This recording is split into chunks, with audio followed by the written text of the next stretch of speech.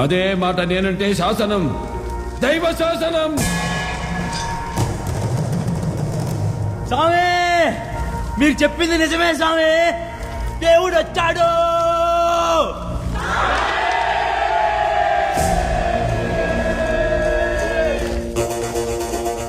Survey జనా సుఖినో భవంతు.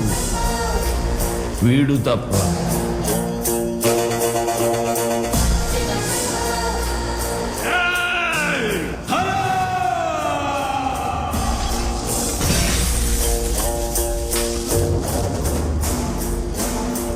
హర హర మహాదేవ, శంభో శంకర.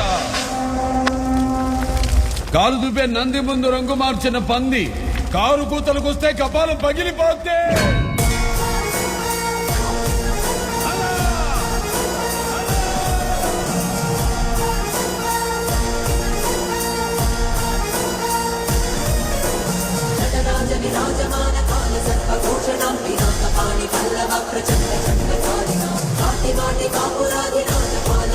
వాడికన్నా దుర్మార్గుడు వరదరాజులు ఉన్నాడు స్వామి.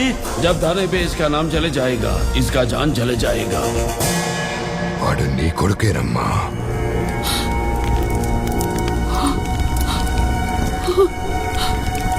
ఆ రోజు నా ద్వారా నీ బిడ్డని దూరం చేయడం అనేది శివలిఖితం. ఈ రోజు నీ ఇంటి బిడ్డ ద్వారా తిరిగి రావడం అనేది శివాదేశం. ఏంటి, దేవుడు చెప్పాడని తల్లిని బిడ్డని వేరు చేస్తారా?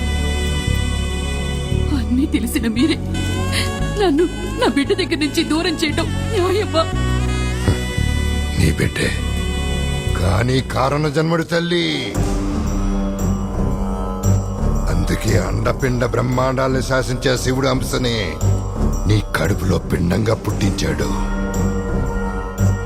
పుట్టించిన క్షణమే ఆ బంధాల్ని తెంచేశాడు, తన దగ్గరికి రప్పించాడు.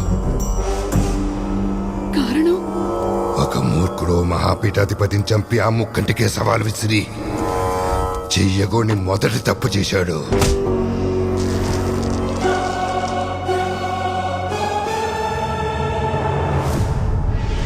పరమాత్మ స్వరూపమైన ప్రకృతితో చెలగాటం ఆడి ఘోరమైన రెండో తప్పు చేశాడు.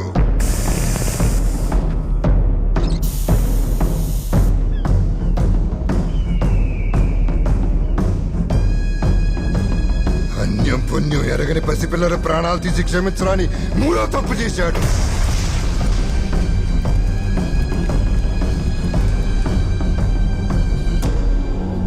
అందుకే ఆ శంకరుడే శంఖం పూరించి యుద్ధంలోకి దించాడు.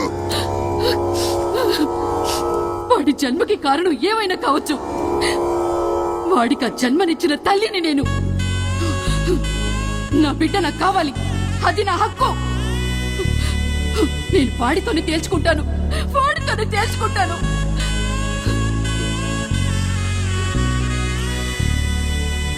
శైవేచ్ఛ.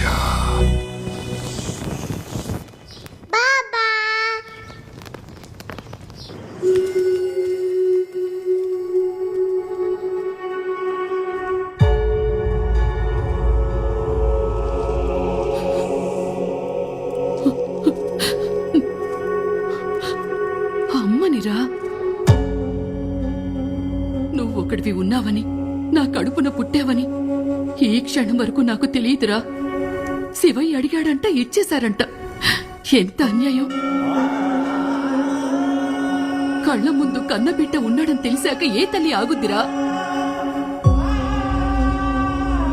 తిరుగురా, తలెత్తి ఈ తల్లిని ఒక్కసారి చూడరా.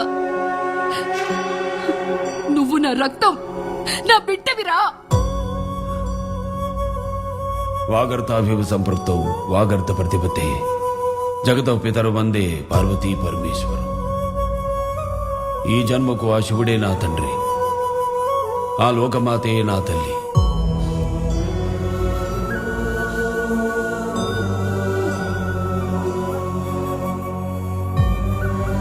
ఈ శ్వాస, ఈ శబ్దం, ఈ దేహం, నా గమ్యం, నా గమనం, ఆగమనం ఆ ఆది దంపతుల అధీనం.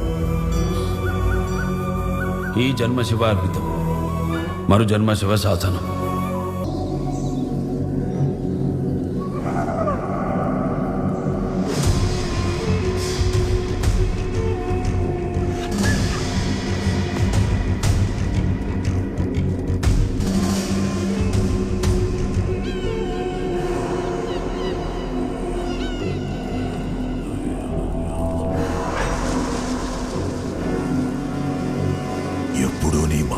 లేదు సామి, అట్టాది నువ్వే వచ్చావు. ఏంది కదా?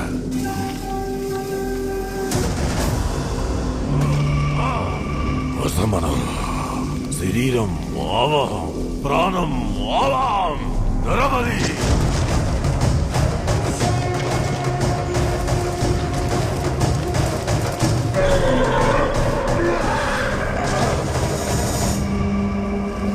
అఖండ, వీడు నీకు తెలుసా?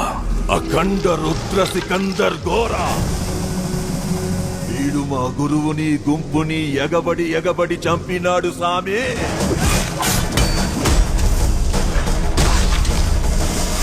వీడు మామూలోడు కాదు సామే. సప్తచక్ర సమూహాన్ని తన ఆధీనంలో పెట్టుకున్న సిద్ధుడు సామే. పంచభూతాలు సైతం వీళ్ళ మాట వింటాయి, తాకడానికి జంకుతాయి, తల వంచుతాయి. రక్తాన్ని గట్టగట్టించే చలైన, రక్తాన్ని మరిగించే మంటైనా వీళ్ళని తాకలేవు. కాలం వీళ్ళకి బానిస, మంత్రం వీళ్ళకి దిశ. లోకా సమస్త సుఖినో భవంతు అనే ఒక్క మాట కోసం ఎక్కడికైనా వస్తారు, యజ్ఞము చేస్తారు, అవసరమైతే యుద్ధము చేస్తారు.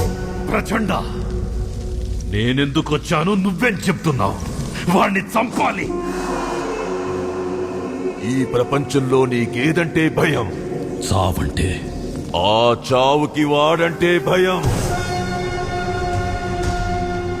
నేను పిలిస్తే భూతాలే పలుకుతాయి, వాడు పిలిస్తే భూతనాథుడే కదులుతాడు. అలాంటి వాడు నాకెందుకు ఎదురొచ్చాడు? ఆడు పుట్టిందే నీకోసం, ఆయుధం పట్టిందే నీకోసం, ఇక్కడ అడుగు పెట్టిందే నీకోసం. ఆ శివుడే శిశువు రూపంలో ఆడిన ఆట సామి.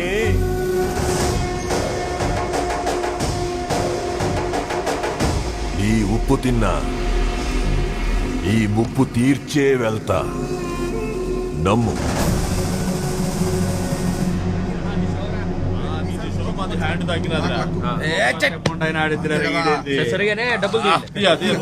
అయ్యా, దైవాన్ని పీకేసి చూదమాడడం తప్పయ్యా. తప్పు మాది కాదు పంతులు, దేవుడిదే. మాకు పనివ్వలే, అప్పుడు ఆడుంటేంది ఈడుంటేంది. పని దేవుడు ఇవ్వడండి, మీరే వెతుకోవాలి. మరి మేము ఎత్తుక్కునేటప్పుడు ఆ దేవుడు ఎందుకో? అంతే, పంట పండని పొలం పనికిరాని దేవుడు అవసరమా? మీరంతా శిక్ష అనుభవిస్తారు. చచ్చే, ఎవడేస్తాడో?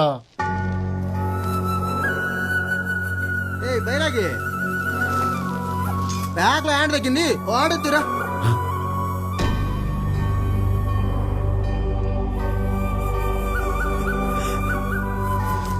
నాకీ జూదం రాదు. మరే చూద్దాం వచ్చో? పులి జూదం అంటే మేకా పులి ఆట. ఈ ఆటలో మేకవుడు పులెవుడు? మందలుగా ఉండేది మేకలు, సింగిల్ గా వచ్చేది పులి. అరే పులి వచ్చింది రో, మనం మేకలమంట.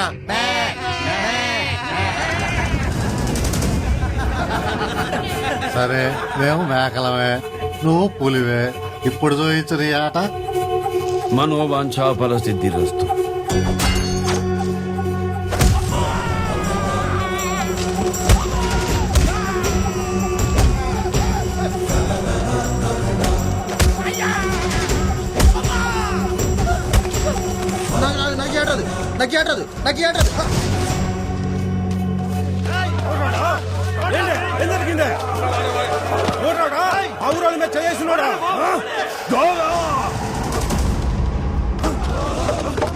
అఖండ రుద్ర సికందర్ ఘోరా.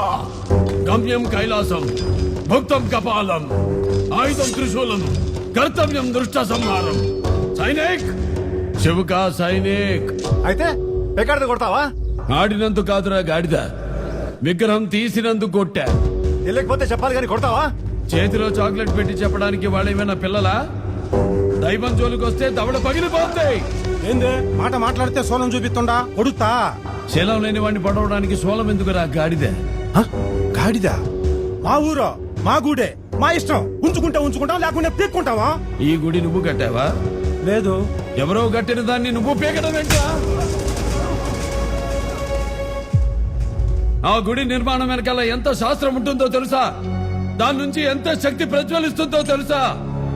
స్తుతులు మంత్ర సంహితలు, పురాణాలు స్థల పురాణాలు, వేదాలు ధర్మాలు, ఆగమ శాస్త్రాలు అలంకార శాస్త్రాలు, ఉపాసనా శాస్త్రాలు దర్శనీయ నియమాలు వీటన్నిటిని శోధించి శక్తిని నిక్షిప్తం చేసి కట్టేదే గుడి.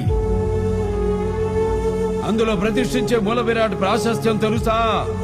సర్వమాన సౌభ్రాతృత్వాన్ని బోధించడానికి సాక్షాత్తు ఆ కలియుగ దైవం వెంకటేశ్వరుడు, ధర్మతత్వాన్ని బోధించడానికి శ్రీరాముడు, జీవిత సత్యాన్ని బోధించడానికి శ్రీకృష్ణుడు, ఆత్మతత్వాన్ని బోధించడానికి ఆ పరమశివుడు, ధైర్యాన్ని ఇవ్వడానికి ఆంజనేయుడు, కార్యసిద్ధికి ఆ వినాయకుడు, సంపదకి లక్ష్మి, విద్యకి సరస్వతి, సకల దేవతల శక్తి స్వరూపాన్ని ఇవ్వడానికి సాక్షాత్తు అమ్మవారు. ఇంతమందిని మీ సంరక్షణ కోసం గుళ్లలో ప్రతిష్ఠిస్తే ఆ శక్తి స్వరూపాలైన విగ్రహాలతో చలగాట పడతారా? ఆగండి, మీరు చెప్పింది నిజమే.